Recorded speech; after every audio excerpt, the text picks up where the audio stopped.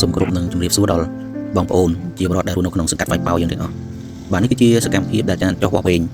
ផ្លូវចាប់ពី149ដល់153ដែលពីអាហារដ្ឋានតែតៃលីដល់ផ្លូវរថភ្លើងយើងហើយនេះគឺជាការដឹកនាំរបស់លោកអភិបាលរងក្រុងលោកសេកចត្រាបានដឹកនាំក្រុមការងារចុះវាស់វែងផ្លូវការចុះវាស់វែងផ្លូវនេះគឺគោលបំណងការពង្រីកផ្លូវបាន10ម៉ែត្រដើម្បីពុតពីទីមបាទគឺជាគម្រោងរបស់ខេត្តការវាស់វែងនេះដែរគឺមានការប៉ះពាល់ដល់ជាបរិបទមួយចំនួនដែរដូចជាសញ្ញាប៉ុនគាត់ជួនកាលគាត់មាន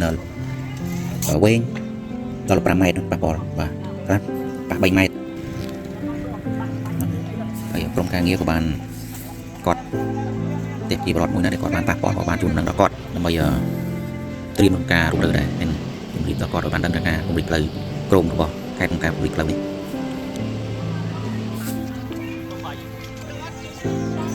ធម្មតាទីបងប្អូនកាលណាយើងអភិវឌ្ឍតែតែមានការ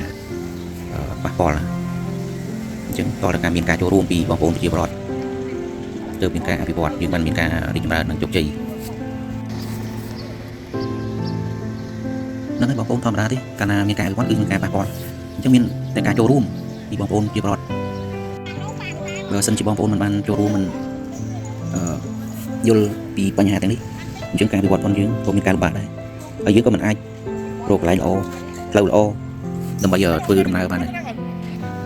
ជាងរាល់គម្រោងទាំងអស់តែតែមានការប៉ះពាល់ហើយអញ្ចឹងក៏សូមអធិស្ឋាននឹងការចូលរួមពីប្រជាពលរដ្ឋយើងដើម្បីធ្វើការអភិវឌ្ឍប្រទេសយើងក៏ដូចជាក្នុងសង្កាត់ខេត្តយើងដើម្បីមានការរីកចម្រើនដែរបាទហើយក៏សូមអរគុណក្នុងការចូលរួមរបស់ប្រជាពលរដ្ឋសង្ឃឹមថាយើងនឹងចូលរួមការអភិវឌ្ឍទាំងអស់គ្នាដើម្បីបានផ្លូវល្អក្រុងស្អាតហើយក៏សូមខាន់តែបិទទុកបើសិនជាមានពាក្យសម្ដីណាមិនសមរម្យឬលើសលួសត្រង់ណាសូមអធិស្ឋានដល់សំណាក់បងប្អូនប្រជាពលរដ្ឋសូមអរគុណហើយសូមជម្រាបលា